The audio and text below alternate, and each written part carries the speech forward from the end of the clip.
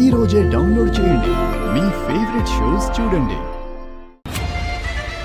విహారీ, ఎక్కడికి వెళ్తున్నావురా?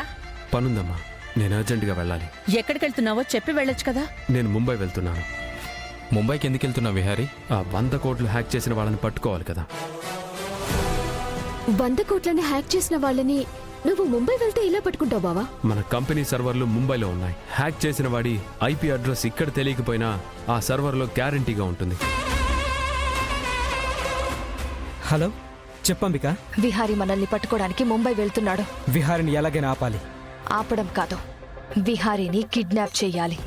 సార్ చెప్పండి సార్. వెంటనే నేను పంపించే లొకేషన్ దగ్గరికి రండి.